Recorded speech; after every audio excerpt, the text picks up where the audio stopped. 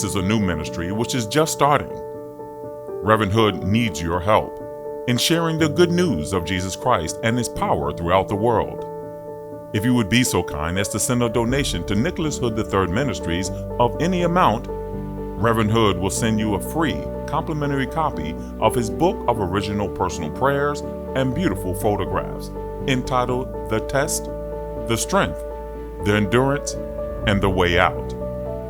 We appreciate your support, and in this way, you can partner with Reverend Hood in sharing the good news of Jesus throughout the world. Please make your check out to Nicholas Hood III Ministries and mail it to 4535 Chrysler Drive, Detroit, Michigan, 48201. Welcome to Nicholas Hood III Ministries, a ministry of hope, spiritual inspiration, personal power guided by Christian love. May the power of God's Holy Spirit fall upon you as you sit back and enjoy today's program.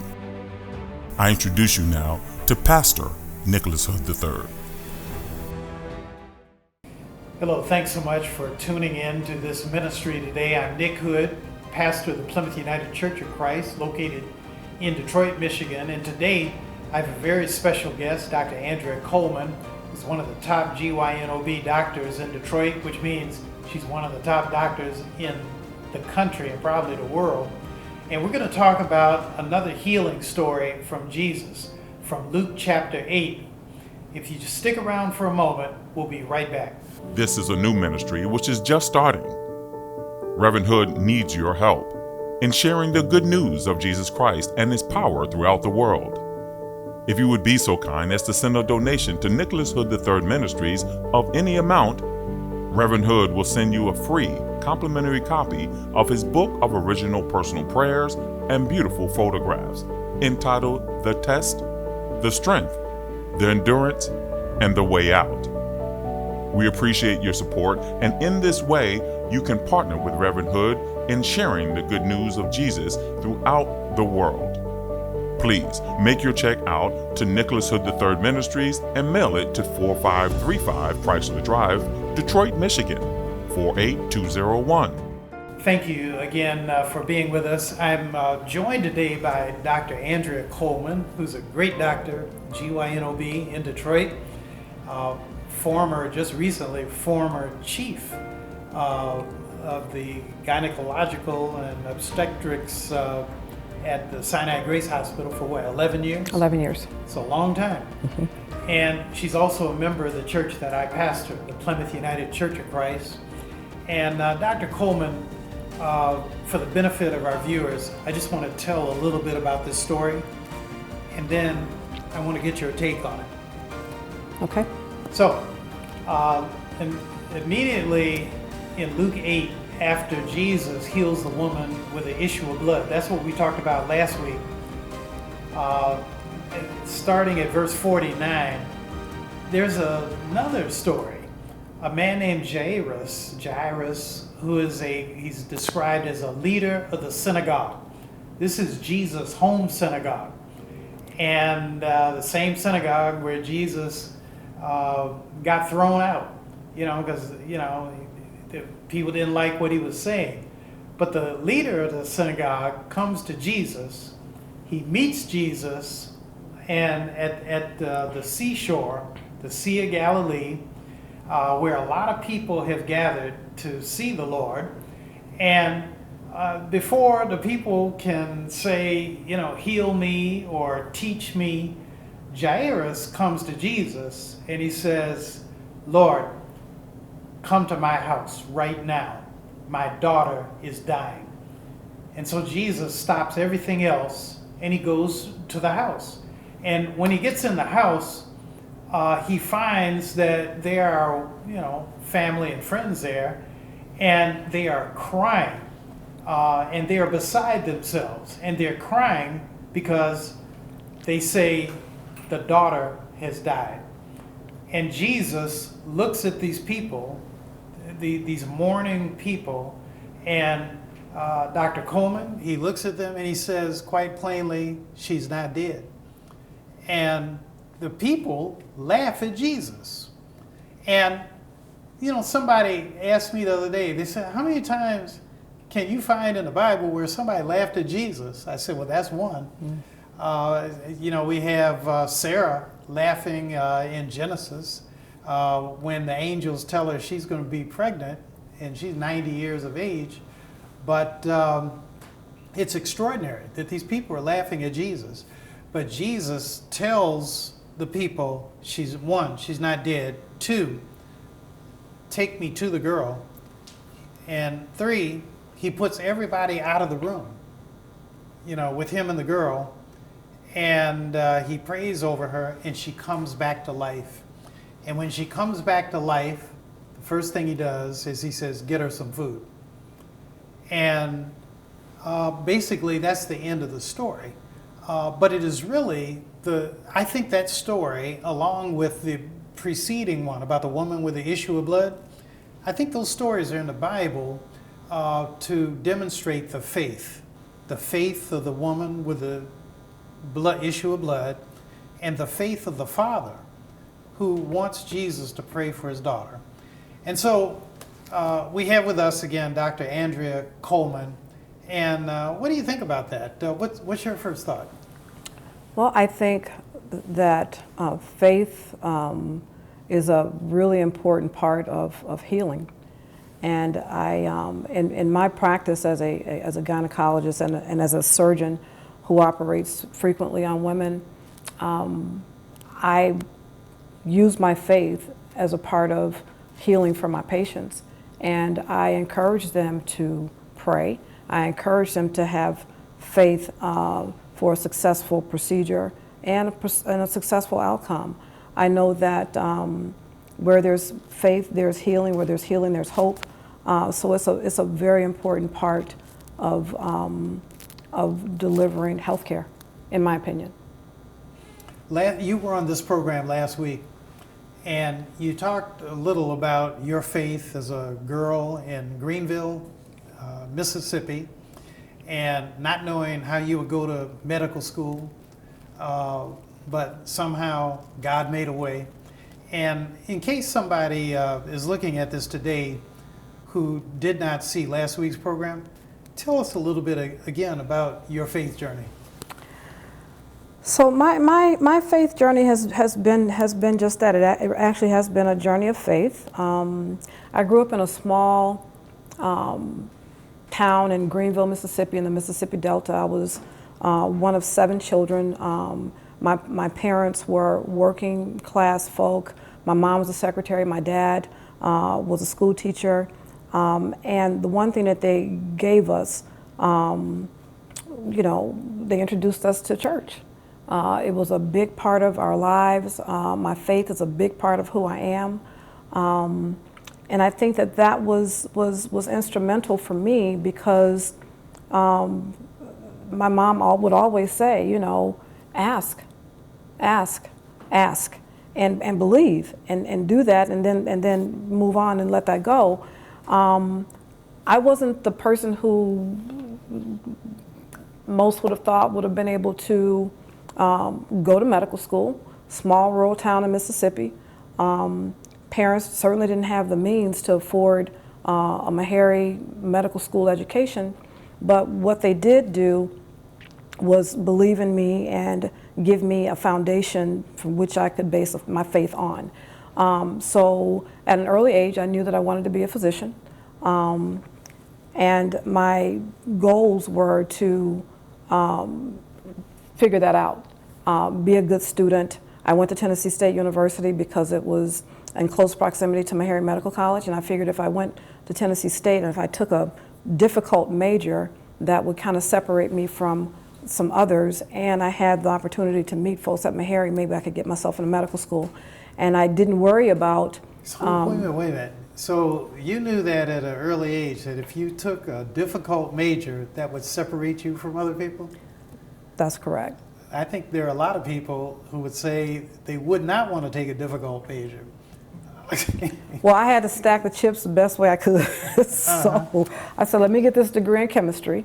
And I did that with a minor in biochemistry. So I did those things, knowing that I wanted to go to medical school. So I didn't allow myself to think about how it would be paid. I knew that the direction that I was given from my Father in heaven was, you just worry about the parts you can do, and then we got the rest of it.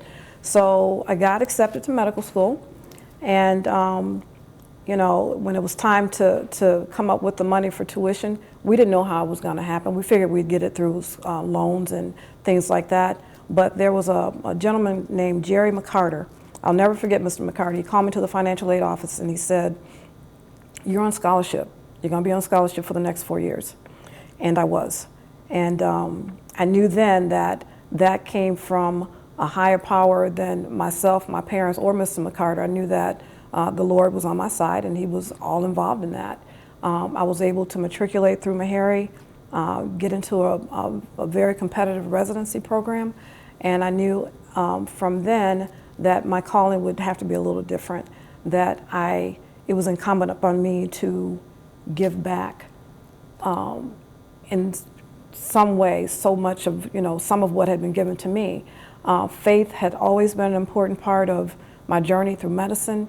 When I graduated from medical school, my pastor at the time in Nashville prayed over my hands, and I asked that I would always, remember that God needed to come before me when I would practice medicine, and that was something that I always do. I never touch a patient without praying. I never operate on a patient without praying with the patient and praying for my team and praying for myself. It's just very important to me. It gives me a sense of comfort and confidence.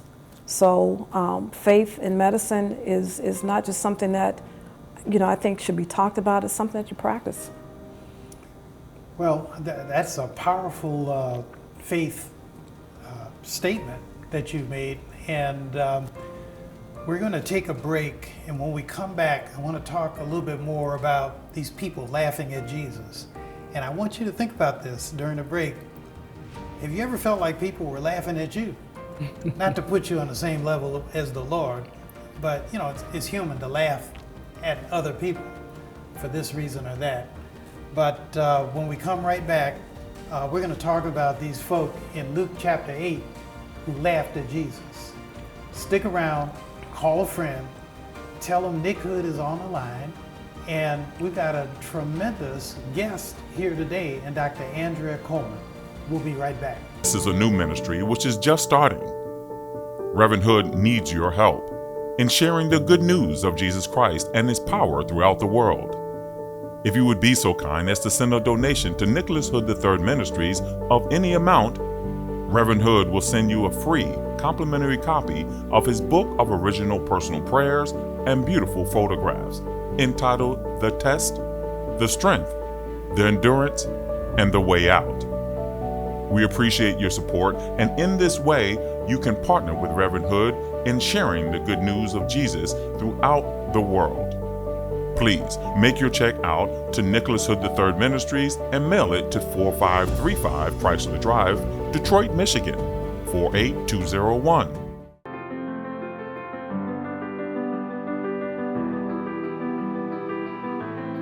There are people all across this globe who now will have the opportunity to know you like I do, because of course you are very forthcoming in telling stories about life, stories that are relatable, and that means something.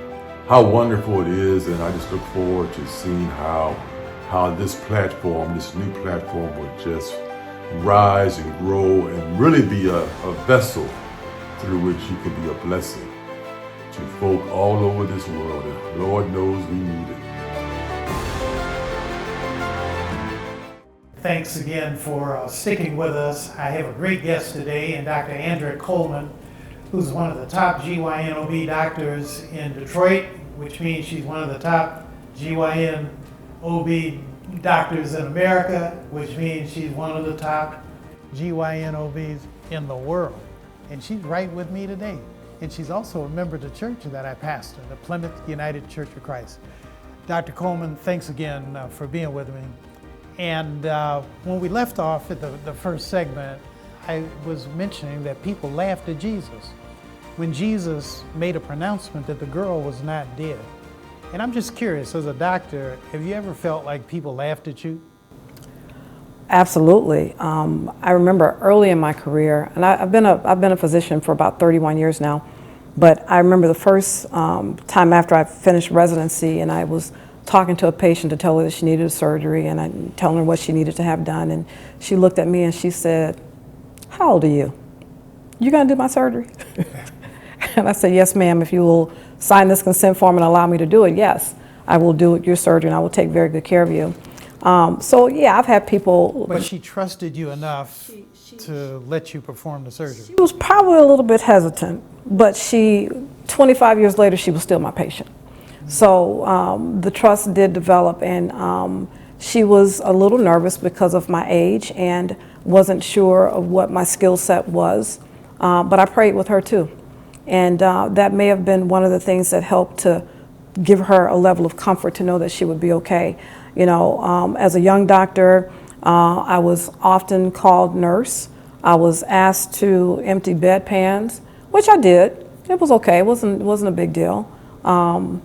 So yeah, my credentials have been questioned as a physician, but I never lost sight of the work that I knew that I was doing and the work that I could do. So it was all a part of just helping me to become the physician that I am today.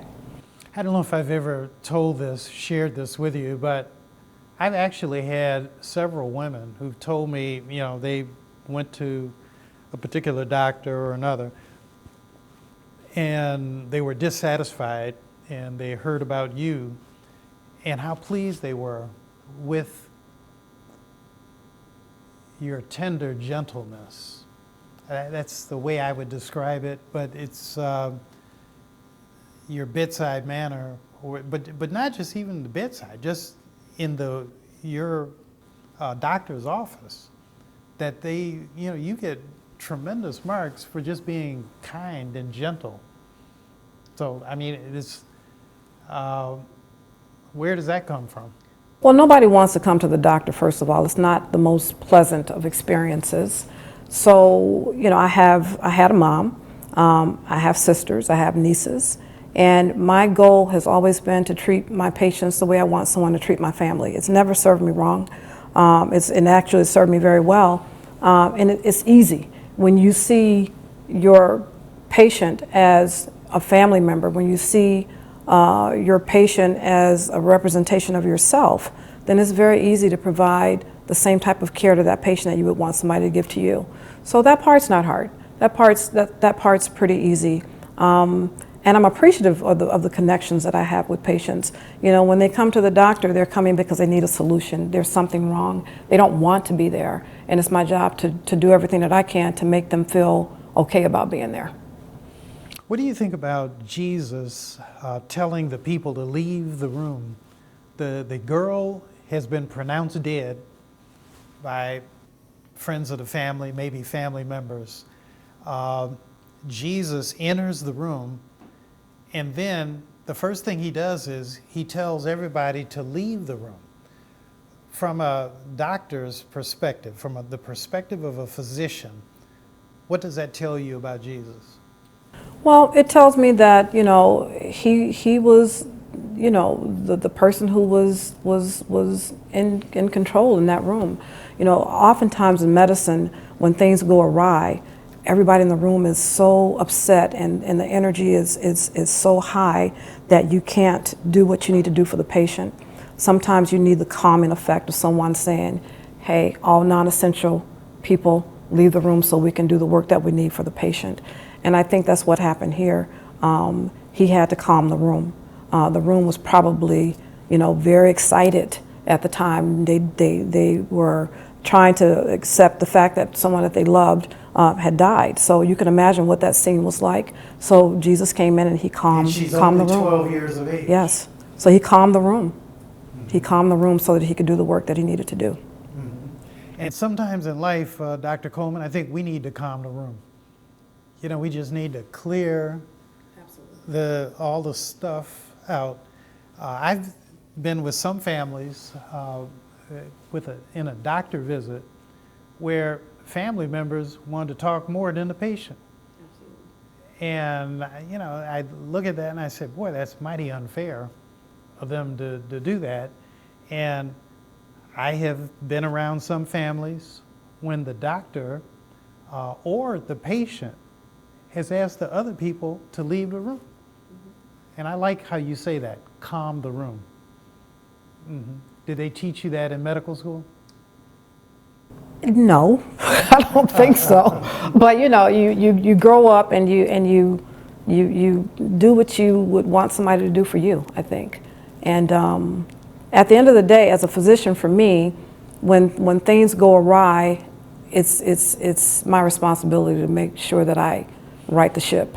And that's what I've learned through years of experience as a physician. Again, always saying, hey, Lord, I need you to help me out on this one. Give me the right words to say and tell me how I need to walk into this room. Please walk in before me and tell me what I need to do. What do you think about the father who comes to Jesus, this Jairus? He comes to Jesus. He inserts himself in the midst of a crowd that is around Jesus, and essentially he gets in the face of Jesus and says, Lord, I need you to come to my house right now. What does that tell you about that man's faith? It says, not only does it tell me about his faith that he went to the one person that he knew could save his daughter, it speaks a lot about his commitment to his child as a father. I'm the mother of 2 sons. I can see myself doing whatever I needed to do to get through that crowd, to get to Jesus, to tell him I need you to come and take care of Jacob or John. So I understand that as a parent. I understand that as a mother, that, you know, when you're in the middle of a crisis and it involves your child, you're gonna pretty much do and get to whoever you know can take care of that problem for you. And I think that his faith in Jesus had to be tremendous, that he did everything that he needed to do to get to the one that he knew could make a difference. Last week you shared about your faith journey, where it began down in Greenville, Mississippi as a little girl. Today you've talked a little bit about it. Now that you are a full-grown woman with full-grown responsibilities, and you know, providing medical care and attention to just numerous patients, where do you see your faith growing? What is it that grows your faith at this point of your life? So at this point in my life, things are a lot different for me. The things that I thought were important, they're not so important anymore. You know, what I would like for my legacy as a physician to be is to train other doctors, medical students, residents coming behind me to be able to provide care in a humane sense, to be able to take care of the needs of patients in a way that it matters. I'm very concerned about maternal mortality rates in my community right now. I'm doing a lot of work in that realm, but that's my 30-year later self sees medicine very differently than I did 30 years prior. And why do you see medicine different? I think that as a more mature physician. So now it's to me it's I see how the healthcare delivery model can impact communities and impact people for generations. I didn't know that before. I didn't see the impact of it before. When I look at the fact that, you know, African American women are 8 times more likely to die in childbirth than their white counterparts, that's significant. That wasn't on my radar before because I was so busy trying to build my career and understand what it meant to be a physician. I didn't understand how I deliver care impacts the community that I live in and the community that I serve. So medicine for me now is not just about medicine, it's about community. So it's got to be about community, and you've got to figure out how to merge the two. That's the difference in my 60-year-old self versus my 25-year-old self. So understanding that community is important, and that as a physician providing that care, I have a responsibility to make sure that it's done in a way that it's equitable and it's equal and it's fair. Dr. Andrea Coleman, we're out of time, but I hope you'll come back It's been very enlightening for me, and I thought I knew you, but I feel like I've gotten to know you a little better. And thanks again. And to those who are watching, thank you so much for tuning in. This is a new ministry. I need your support. And if you look at the address on the screen, 4535 Chrysler Drive, I hope if you're able that you will send a check to Nick Hood or Nicholas Hood Ministries. And we're really trying to grow this. But thanks so much for tuning in. I hope you'll tell your friends what you saw today with my exceptional guest, Dr. Andrea Coleman. And I hope that you'll tune in next Saturday at 2:30 p.m. God bless, God keep you. And remember, I'm praying for you. This is a new ministry which is just starting. Reverend Hood needs your help in sharing the good news of Jesus Christ and His power throughout the world. If you would be so kind as to send a donation to Nicholas Hood III Ministries of any amount, Reverend Hood will send you a free complimentary copy of his book of original personal prayers and beautiful photographs entitled The Test, The Strength, The Endurance, and The Way Out. We appreciate your support, and in this way, you can partner with Reverend Hood in sharing the good news of Jesus throughout the world. Please make your check out to Nicholas Hood III Ministries and mail it to 4535 Chrysler Drive, Detroit, Michigan, 48201.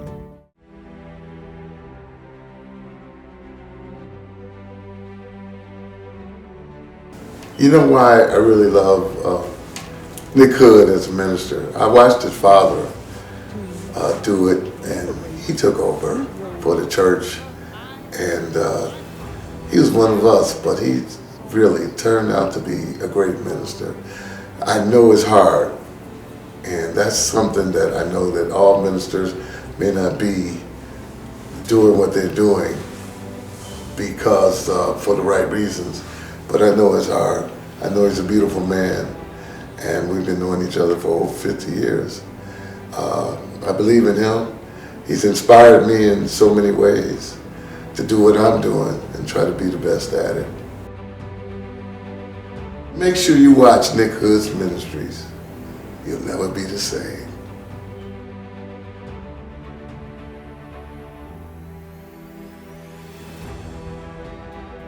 Thank you for watching today's program. We hope you've been blessed in a powerful way. Just knowing you took the time to watch today's broadcast is a great encouragement to Pastor Nick Hood. If this broadcast has been a blessing to you, we ask that you mail a tax-free donation to Nicholas Hood Ministries at 4535 Chrysler Drive, Detroit, Michigan, 48201.